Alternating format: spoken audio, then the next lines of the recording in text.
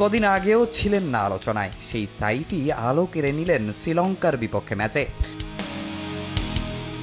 সাবেক তারকাদের মুখেও তার ব্যাটিং বন্দনা, শ্রীলঙ্কানদের বিপক্ষে নজর কেড়েছে তার ব্যাটিং অ্যাপ্রোচ। নেদারল্যান্ড সিরিজ দিয়ে প্রায় 2.5 বছর পর সাইফ ফিরেছিলেন জাতীয় দলে। এরপর নির্বাচকরা তার উপর আস্থা রাখে এশিয়া কাপে।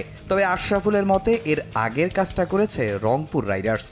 লিস্ট এ ক্রিকেটে 10টা সেঞ্চুরি, অলমোস্ট 40 অ্যাভারেজ, এবং ফার্স্ট ক্লাস ক্রিকেটে তার 8টা সেঞ্চুরি, অলমোস্ট 40 অ্যাভারেজ, এবং তার career best innings 220 run first ক্লাসে, এবং লিস্ট এ ক্রিকেটে 148 নট আউট, দুইটাতেই সে নট আউট ছিল।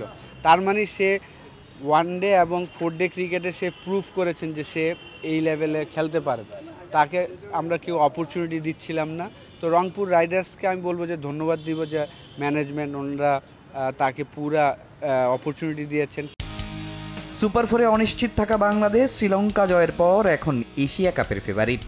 টাইগারদের পরের ম্যাচ খেলতে হবে আসরের সবচেয়ে শক্তিশালী ভারতের বিপক্ষে। তবে তার আগে ফিল্ডিংটা কিছুটা দুশ্চিন্তার কারণ। এসব জায়গা ঠিক করলে ভারতকেও হারানো সম্ভব বলে মনে করেন সাবেক অধিনায়ক। ভারতের সাথে যদি রিসেন্টলি লাস্ট 2007 ওয়ার্ল্ড কাপ থেকে যদি আমরা চিন্তা করি, যখনই আমরা আইসিসি ইভেন্ট বা যে কোনো জায়গায় খেলি আমরা ভালো ক্রিকেট খেলি, হয়তো শেষে যে রেজাল্টটা আমাদের ফরে আসে না।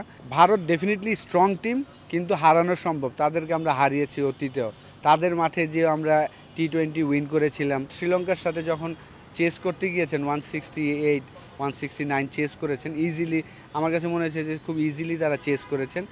যখন আমরা ভারতের সাথে খেলবো, আমাদের হয়তোবা ওমানের ম্যাচটা আমাদের প্লেয়ারদের কনফিডেন্স দিবে।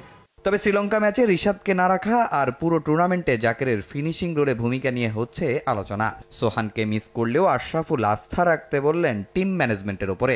ম্যানেজমেন্ট এবং ক্যাপ্টেন, কোচ ওনারা ভালো বুঝতে পারবেন, অপোনেন্ট বুঝে তারা হয়তোবা টিম সিলেকশনটা করেন। হয়তোবা ইন্ডিয়ার সাথে ওনারা যদি চিন্তা করেন যে না আমরা স্পিনার খেলাবো, তখন হয়তোবা নাসুমের জায়গায় রিশাদকে খেলাতেও পারেন। নুরুল হাসান সোহান লাস্ট ম্যাচ যে আফগানিস্তানের সাথে খেলেছেন, ব্রিলিয়ান্ট একটা রান আউট করেছেন। ম্যাচ জেতার পিছনে বড় একটা ভূমিকা ছিল, সেখানে 2টা ক্যাচ নিয়েছেন, 6 বলে 12 নট আউট ছিল, অলমোস্ট 200 স্ট্রাইক রেটে। তারপরেও তাকে ড্রপ করে কিন্তু আপনার জাকির আলী অনিক এবং শামীম পাটোয়ারিকে বিবেচনা করেছেন, যেহেতু তারা রেগুলার মেম্বার টিমের সাথে। বুধবার সুপার 4-এ ভারতের মুখোমুখি হবে বাংলাদেশ। এর পরের দিন লড়বে পাকিস্তানের বিপক্ষে। দুদলকে হারিয়েই ফাইনাল খেলবে বাংলাদেশ, এমনটাই প্রত্যাশা আশরাফুলের। পজিটিভ ক্রিকেট খেলতে পারি, ভালো ক্রিকেট খেলতে পারি, তারপরের দিনই আবার পাকিস্তানের সাথে। আমি আশা করব যে অবশ্যই আমরা ফাইনাল খেলবো। তামিম হোসেন, সময় সংবাদ, ঢাকা। শামীম পাটোয়ারি এই দুইজন কিন্তু লাস্ট